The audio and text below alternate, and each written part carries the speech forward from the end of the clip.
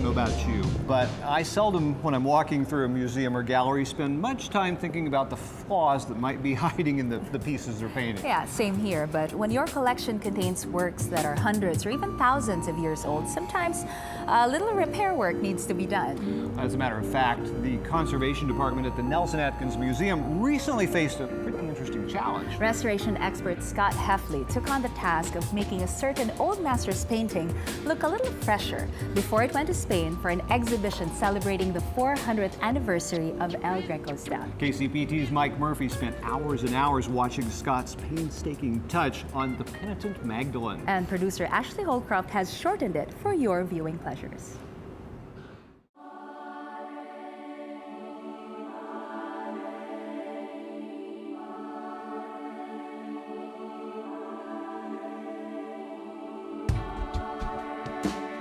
The painting entered the collection in 1930. 1930 is the first year that the Nelson was collecting artwork. They had people over in Europe buying art, and they number the paintings according to when they enter the collection. So this one, purchased in 1930, was the 35th work of art that was put into Nelson Atkins Museum's collection. So it was an important work to be added.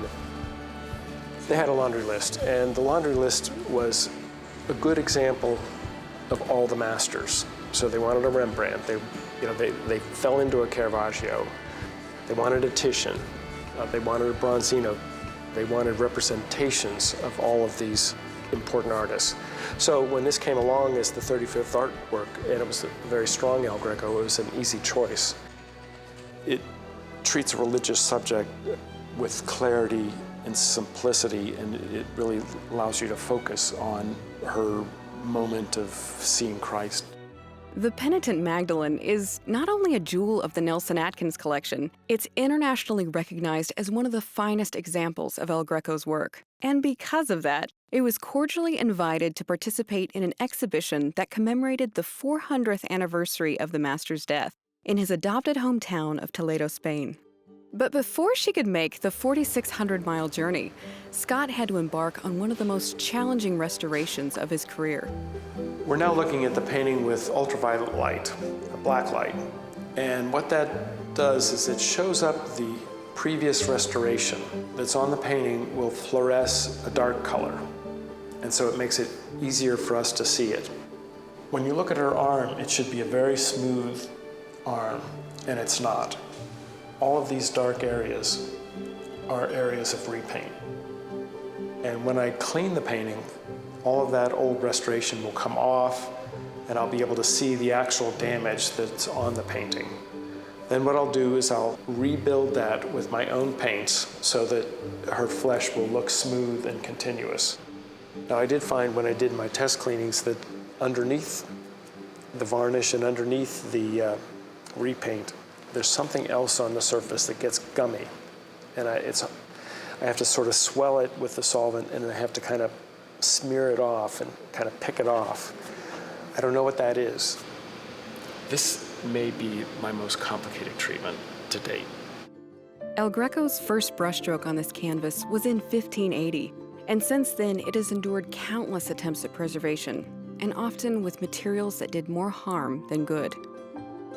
They didn't have the chemicals that we have, and so to dissolve this discoloration and this varnish, they sometimes even spread lye on the painting, really caustic material, and even put it in the sun to have that bake and dissolve off this discoloration. Then they wipe that off. And when you see damage to a masterpiece, it is painful. When you're restoring something, you and it are one. I mean, because you're responsible for bringing it back to its best appearance, the way that El Greco painted it in this case.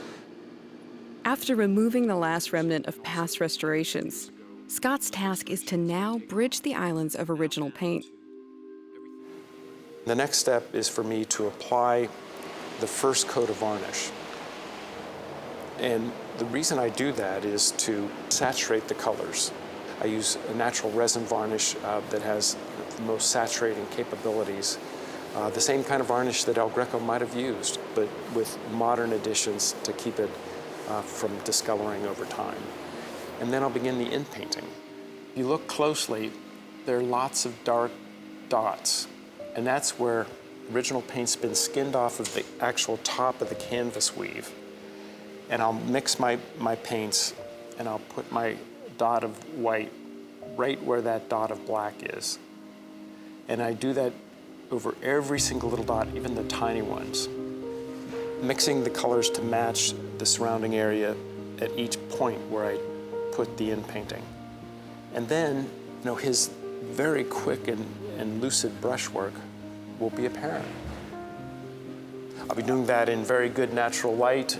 Depending if it's a cloudy day, I can't work. It has to be good lighting conditions for me to see these colors. And the human eye is the only thing that can match these colors, because sometimes the colors are layers of transparent over opaque. Those kinds of issues can't be perceived by a computer. The human eye is just more capable at matching the way that the artist intended it to look. It's really a thrill to bring it back. It looks so bad now, but I see only promise in this painting.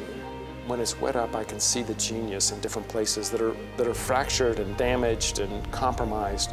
But I know through the inpainting that I'll be able to unify his work and bring back that genius. We aim for everything to be reversible.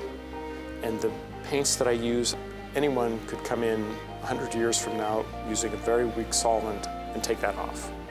It's very easy for them to get back to the original now that I've brought it to this point. It takes quite a bit of patience, but when you're in painting and the light is good and you're matching the colors, you often get lost in it.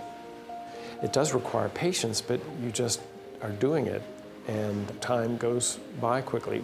Your mind can wander, and you're just entranced with it.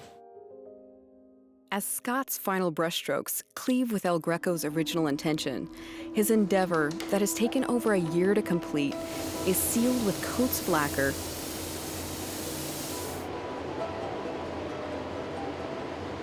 and wheeled off for a homecoming centuries in the making. The focus of this exhibition in Toledo was understanding work by El Greco and his hand, and work by his workshop, work by followers of El Greco, and even further down the line. And so they were very interested in our Penitent Magdalene. They used this as a real center point in the show, because this is clearly completely by El Greco's hand. And then they had other Penitent Magdalenes that were further down the line, and visitors to the show could see the differences themselves and learn about El Greco's technique.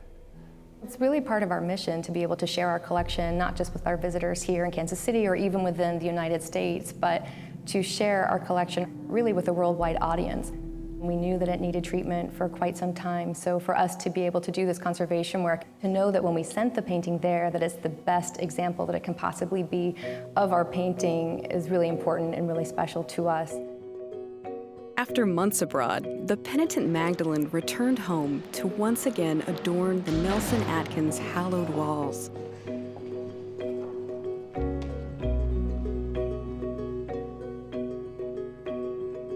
And after a thorough inspection, she joined one of Scott's past restorations, the Trinitarian Friar, marking the first time in museum history that the two El Grecos have hung side by side.